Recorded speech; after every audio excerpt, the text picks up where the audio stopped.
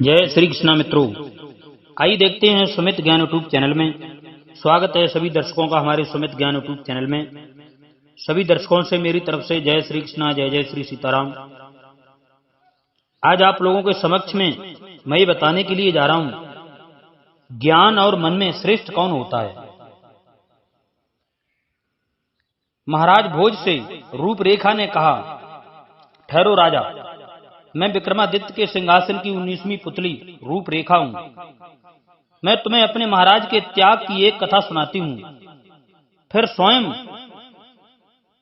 को उस कसौटी पर कसको कि क्या तुम विक्रमादित्य की तरह त्यागी हो। अगर हो तो इस सिंहासन पर बैठना, अन्यथा इस सिंहासन पर कदम न रखना। इतना कहकर 19वीं पुतली ने कथा सुनानी आरंभ की। रूपरेखा बोली, सुनो महाराज, एक दिन दो सन्यासी किसी विषय पर विवाद करते हुए उपस्थित हुए और राजा से बोले, महाराज, हमारा विवाद सुलझाने में सहायता कीजिए। इस विषय पर विवाद चल रहा है। राजा विक्रमादित्य ने पूछा, किस विषय पर विवाद चल रहा है।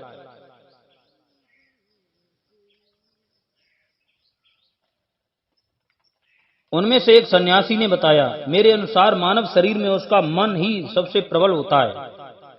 मन जो चाहता है मानव वही करता है। मानव मन ना ही सबसे प्रबल होता है। मानव मन ना ही सबसे प्रबल होता है। मन जो चाहता है मानव वही करता है। मानव मन चाहे तो वही कुंजी कुछ भी ना करे। मानव मन ना चाहे तो कुछ भी ना करे।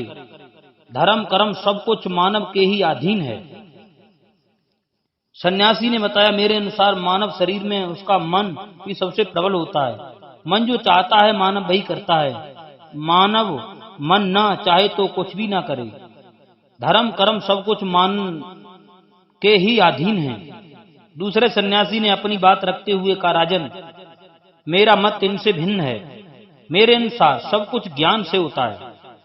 मनुष्य ज्ञानवान हो तो वह अपने मन को भी अपने बस में रखता है। ज्ञान के आगे मन की कोई शक्ति नहीं, इसलिए ज्ञान ही सर्वश्रेष्ठ है। राजा विक्रमादित्य दोनों सन्यासियों की बातें सुनकर सोच में पड़ गई। उन्होंने कुछ देर बाद विचार करके कहा, यह विषय बड़ा कठिन है, इसका निर्णय तुरंत नहीं किया जा सकता।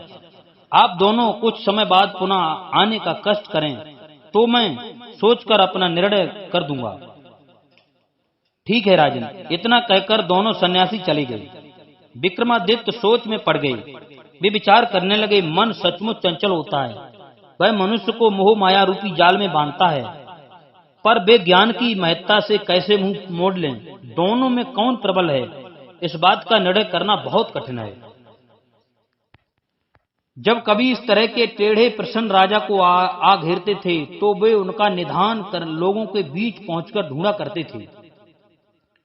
उस मामले में भी उन्होंने सोचा, राजकाज की गूढ़ता से उस समय तक दूर रहा जाए जब तक कि इस विवादास्पद प्रश्न का हल नहीं मिल जाता। इसके बाद उन्होंने साधारण नागरिक का वेश धारण किया और इधर उधर भटकने लगे। नगर भ्रमण के दौरान उन्होंने दरिद्रता का बोझ ढो रहे एक फटेहाल युवक को देखा तो आश्चर्यचकित रह गए। वह युवक एक बैलगाड़ी का कोचवान था और उस समय थकान के कारण एक वृक्ष के नीचे विश्राम कर रहा था। उसके निकट पहुंचकर विक्रमादित्य ने कहा, यदि मैं पहचानने में भूल नहीं कर रहा हूं तो तुम स्वर्गीय सेठ गोपाल दास के पुत्र नौरंगी दास हो। उस युवक ने गर्दन हिलाते हुए कहा, जी हां, लेकिन अब तो मैं सिर्फ नौरंगी रह गया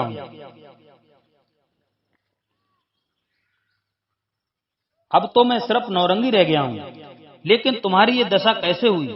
मुझे भली भांति ज्ञात है कि तुम्हारे पिता सेठ गोपाल दास जब मृत्यु शैया पर थे तो वे तुम दोनों भाइयों को आधा आधा धन और व्यापार बांट गए थे। वह धन इतना था कि अगर तुम जीवन भर कुछ भी ना करते तो उस धन के बल पर आराम से जीवन व्यतीत कर सकते थे। आप ठीक कहते हैं श्रीमान, नौरंगी दास बोला। नौरंगी दास ने कहा, मैं अपने दुष्कर्मों के कारण इस दशा को प्राप्त हुआ हूं, लेकिन मैंने आपको पहचाना नहीं, इसलिए आप इतना इसलिए आप अपना परिचय दें श्रीमान, और यह भी बताएं कि आप मेरे पिताश्री के बारे में कैसे जानते हैं। राजा मन ही मन मुस्कुराए मगर गंभीर होकर बोले, मैं तुम्हारे पिता का अभिन्न मित्र रहा हूँ, मेरी जानकारी में सब बातें हैं। थोड़ी देर रुककर फिर पूछा, और तुम्हारे भाई सारंगी दास की अब क्या दशा है? वे पहले से भी ज्यादा मजे में हैं और उसी नगर में हैं। उन्होंने अपने व्यापार में बहुत वृद्धि कर ली है, जबकि मैंने सब कुछ बर्बाद कर दिया। जब भूखे मरने की नौबत आ गई तो मैंने अपना पैतृक नगर छोड़ दिया, क्योंकि मुझे वहां सब पहचानते थे। मेरे लिए वहां रहकर मेहनत मजदूरी करना भी असंभव था। इस नगर में आकर कम से कम मेहनत मजदूरी करके पेट भी तो भर सकता हूँ, परंतु तुम्हारी ये दशा कैसे हुई? राजा ने उसके निकट बैठकर सहानुभूति भरे सुर में पूछा। अब आपसे क्या छुपाना, आप मेरे स्वर्गीय पिताश्री के परम मित्र रहे हैं। पिताश्री के स्वर्गवास के पश्चात मैं अपने मन की चंचलता को बस में न रख सका। पिताश्री द्वारा छोड़े गए धन को मैंने पूरी तरह दुरुपयोग किया। मैंने मंद्रापान, वैश्यागमन और जुए की लत डाल ली। बड़े भाई ने मुझे कई बार समझाने की चेष्टा की, पर रूपवती स्त्रियों के मोह में पड़कर मैंने उनकी बात सुनी अनसुनी कर दी, उल्टे उन्हें छिड़क दिया। मैं बर्बादी की राह पर चल पड़ा। अपने मन को बस में न रख पाने के कारण 1 वर्ष के अंदर ही मैं समस्त धन से हाथ धो बैठा। जब मेरे पास कुछ न रहा तो मैंने मुंह छुपाकर नगर ही छोड़ दिया और यहाँ आकर मेहनत मजदूरी करके पेट भरने लगा। ओहे, राजा ने सहानुभूति जताई और मन ही मन सोचा कि उसने अपने कथन में मन की चंचलता, मन को बस में न रखने पाने की बात कही। चंचल मन को बस में न रख पाने के कारण वह धनिक पुत्र बर्बादी के कगार पर पहुंच गया था। राजा को दोनों सन्यासियों के विवाद का आधा उत्तर मिल गया था। फिर उन्होंने नौरंगी दास से कहा, अब आप क्या सोचते हैं? मैं बहुत ठोकरें खा चुका हूँ, अब मुझे सद्बुद्धि आ गई है, इसलिए मेहनत मजदूरी करता हूँ। मेहनत मजदूरी करके जहाँ पेट भरने का साधन जुटा लेता हूँ, वहीं थोड़ा थोड़ा पैसा बचाकर बैल गाड़ी खरीद ली है। दिन भर बाजार हाट से सामान ढोता हूँ। इस तरह गुजारा चल रहा है। सद्बुद्धि यानी ठोकरें खाने के बाद तुम्हें मन की चंचलता को बस में रखने का ज्ञान प्राप्त हो चुका है। जी हाँ, और अब इस ज्ञान के बल पर मन की चंचलता पर विजय पाते रहोगे। अवश्य इतनी ठोकरें खाने के बाद भी यदि मुझे सद्बुद्धि न आई तो फिर मेरे जीवन पर धिक्कार है। अब राजा को दूसरी बात का भी जवाब मिल गया था। सद्बुद्धि अर्थात ज्ञान के बल पर उसने मन को बस में कर लिया था।